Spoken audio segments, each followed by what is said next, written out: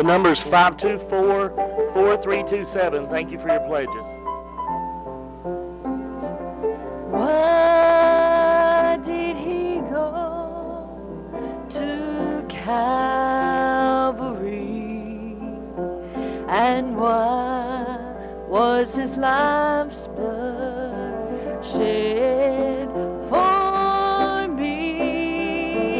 And why did he suffer as no man has ever done? There's just one reason. I am the one. He loves me.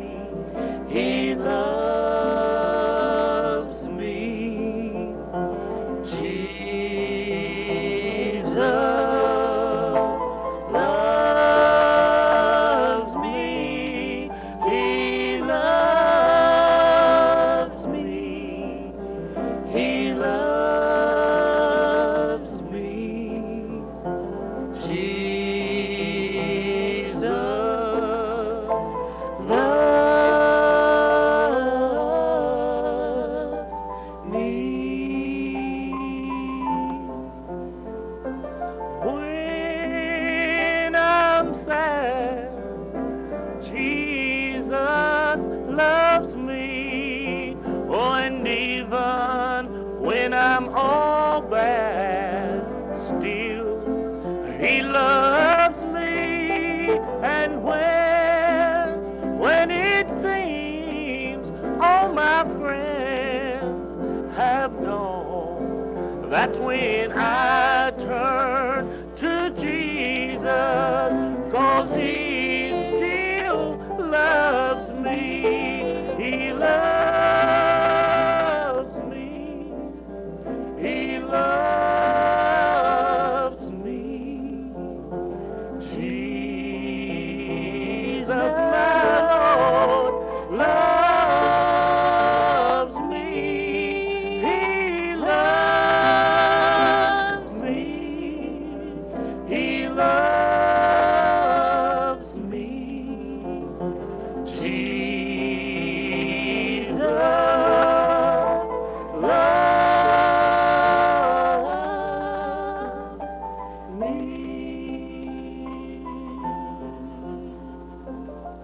And where you are tonight, no matter where you are, he loves you too. I'm going to tell you the way that I found out that he loved me. I'd heard everybody tell me that he loved me, but it wasn't good enough for me. I believed in Jesus and I believed he died for me, but I didn't know what it was like to have him in my life. And I was raised in church. I heard about Jesus, heard everything about him, and I didn't accept him until 10 years ago. 10 years ago, I was driving down the road and it was raining really hard. An 18-wheeler pulled over in my lane. He hit my car, and when he hit me, he knocked me across the median, and 2 other cars hit me.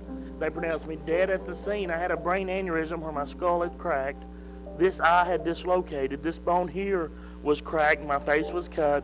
I had 2 ribs broken. My arm was broken. My shoulder had been broken. My back was broken in 9 places, and I was paralyzed from just above the waist down. I lost all of my blood except for half a pint, and the most critical part, the doctor said there was 18 and a half minutes with no oxygen. And then he said, there's no way out. Jesus said, I am the way. And I will tell you this, whether you believe it or not, I left the hospital 4 days later, completely healed from head to toe. God healed me physically all the way through, but more importantly, he showed me he loved me for who I was, not for who I had been or for who I was going to be, but for who I was right then. He loved me. And I asked him into my life, and I'll tell you this, I was in the hospital 4 days, got out of the hospital on Saturday, and went to church Sunday morning. For the first time, I wanted to go to church, and I went Sunday morning. I got up there behind the pulpit, and I just said that I wanted to give God thanks, and I was thankful for all he'd ever done in my life. I was thankful that even when I didn't realize he was there, he still was there. I was so thankful for that. And my aunt brought me this song and said this song was for me, for when we're traveling, singing, and preaching. And God had already showed her that we would be in Iowa in several years to come. So I want you to listen to this song It's my testimony. It says, whatever brings you to your knees is good for you tonight. No matter what brings you to your knees, it's good that it's happened. Listen to this song. When life's winds began to blow, you feel there's nowhere left for you to go. I've a place I find refuge away from the storm. My mind goes back to these words that my mother taught to me. She'd say, son, you'll find consolation on your knees. Whatever brings you to your knees, it's good for you. It might be hard to see now. Jesus knows what's best for you. So in prayer, you'll find answers to problems you can't solve. When you place them in the mighty hands of God. What about you right now where you are? If there's a need in your life, in this world of so much strife, you talk to Jesus like your Father. He'll surely hear your cry. You'll find an ear that's always open. You'll find power beyond degree. You'll see there's comfort and consolation down on your knees. Whatever brings you to your knees, it's good for you. It might be hard to see now.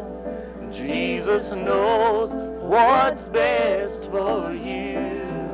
So in prayer, you'll find answers to problems you can't solve.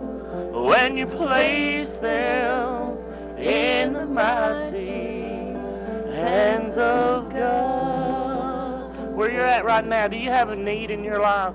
Do you feel like that you've gone through this battle long enough and that you're not going to go through it anymore, that you can't go through it, you don't have the strength? I'm here to tell you, you don't have to go through that battle any longer. There is a man that gave his life for you today. You have to surrender that problem to him. Whatever brings you to your knees, it's wonderful because it brings you closer to him. This verse is for you. If there's a need in your life, in this world of so much strife, you talk to Jesus like your Father. He'll surely hear your cry. You'll find an ear that's always open. You'll find his power beyond all degree. Oh, there's comfort, consolation on your knees. He's waiting on you. Whatever brings you to your knees, it's good for you. It might be hard to see now. Jesus knows what's best for you. So in prayer, you'll find answers to problems you can't solve. When you place them in the mighty hands of God. So right now in prayer, you'll find answers to those problems you can't solve. Won't you place them in the mighty hands of God? Whatever your need is right now, there is one who cares. And that one gave his life for you. And he's waiting on you to talk to him tonight. No matter what that need is, if your need is spiritual, he's there for you. If your need is financial, he's there for you. If you've got problems in your marriage today, I promise you, he's one who cares. He's there for you. But you have to ask. You have to ask. He's waiting on you. I want you to know that there's a prayer line that you can call in right here. Welcomes you to call in. If you've got a need, we'll join you in prayer. The number is 524-4327. You call in, you can ask for Ginger or me, or there's several prayer warriors here. You call in, we'll pray with you.